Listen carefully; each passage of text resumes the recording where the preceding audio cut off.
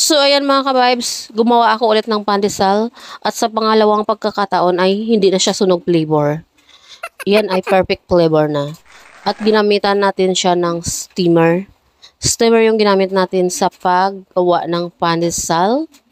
So ito ay no oven pandesal. So ayan mga ka-vibes, naniniwala talaga ako sa kasabihan na try and try until you success. Charot lang. Talagang na-success yung paggawa natin ng pandesal sa pangalawang pagkakataon kasi hindi na siya sunog flavor. So ayan mga ka-vibes, gagawa na tayo.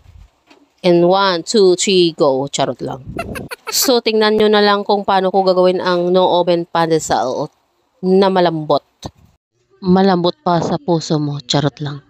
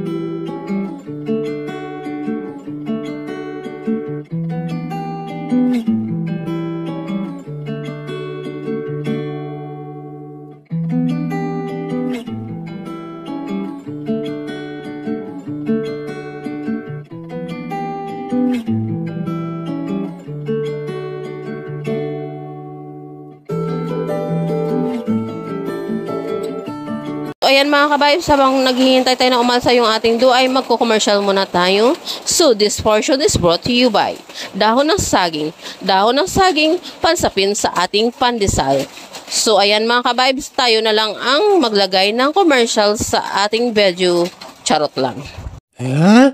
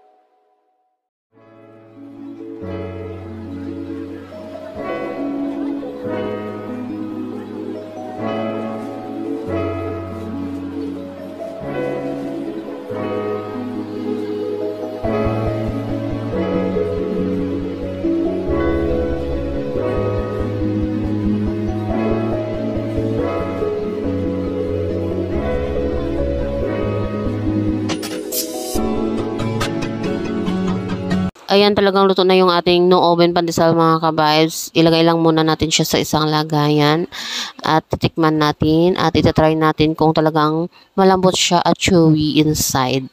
So, ayan mga ka-vibes, titingnan na natin. Ayan, chewy and soft talaga siya mga ka-vibes. Soft and chewy pala. Charot lang. Talagang mapapakapi ka talaga sa pandesal na ito kasi malambot siya at chewy mga ka-vibes. Ayan, napapakapi talaga ako. Timing din sa maulan na araw na ito. So, let's eat and kapi-kapi na mga ka-vibes. Try nyo din gumawa ng no oven pandesal mga ka-vibes. Tiyak, ulit-ulitin nyo ang paggawa ng no oven pandesal. Charot lang. Oh, so yummy.